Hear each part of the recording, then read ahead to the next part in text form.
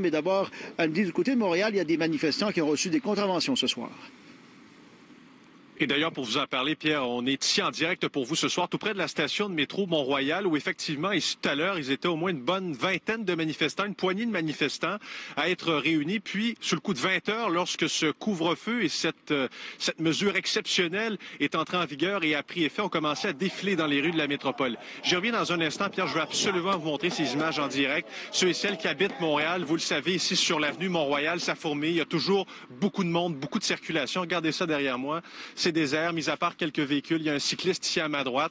De l'autre côté, ici à droite, complètement désert et c'est la même chose de l'autre côté. Bon, revenons à cette manifestation, si vous le voulez bien. On va vous remontrer des images à bord d'hélicoptères TVA Nouvelles à plusieurs centaines de pieds d'altitude, au sol également. Je disais que les manifestants sont partis ici vers 20 heures lorsque le couvre-feu est officiellement entré en vigueur au Québec et les manifestants se sont dirigés, ont emprunté Saint-Hubert pour se diriger coin Saint-Grégoire, Christophe-Colomb.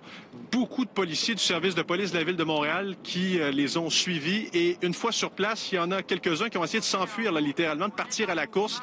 Mais malheureusement pour eux, il y a des gens qui se sont fait pincer et se sont vus remettre et distribuer des constats d'infraction. Au moins 17 constats d'infraction, nous dit-on, ont été distribués pour la seule soirée. Donc ce soir, pour le non-respect du couvre-feu, sans doute plusieurs reliés à cette manifestation. J'ai parlé à quelques manifestants ici avant qu'ils ne prennent la direction de Saint-Grégoire, Christophe-Colomb.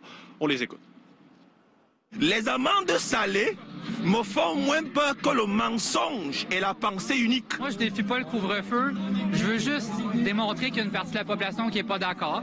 Si on est passé ce soir, peut-être que la population est d'accord et je me rangerai de ce côté-là. Et Andy, mis à part ces quelques manifestants, la soirée s'est somme toute bien déroulée. Oui, c'est important de le dire, Pierre, parce qu'il y en a qui s'opposaient, qui ont décidé de manifester, s'opposent à ce couvre-feu. Mais dans l'ensemble, ça s'est très bien passé à Montréal, mis à part cette petite manifestation et des gens qui se sont vus remettre des constats d'infraction. Dans l'ensemble, très bien déroulé. Les policiers étaient présents et d'ailleurs, on le voit très bien sur les réseaux sociaux, là, des rues désertes un peu partout. C'est vrai ici à Montréal, c'est vrai dans la grande région de Montréal. J'en ai parlé de ce couvre-feu avant qu'il n'entre officiellement en vigueur et prenne effet à 20 heures ce soir avec des gens qui se promenaient, ont profité de la belle journée ici à Montréal. On écoute. Honnêtement, je pense que c'est une bonne chose. Là, il faut qu'on soit capable de contrôler la situation. Là. Nos hôpitaux, c'est très grave ce qui se passe là-bas. Dans tous les cas, à 20 h, je suis à la maison, donc ça change pas trop. Ça va pas changer notre vie. Moi, en ce qui me concerne, j'étais déjà confinée, alors ça me dérange pas grand.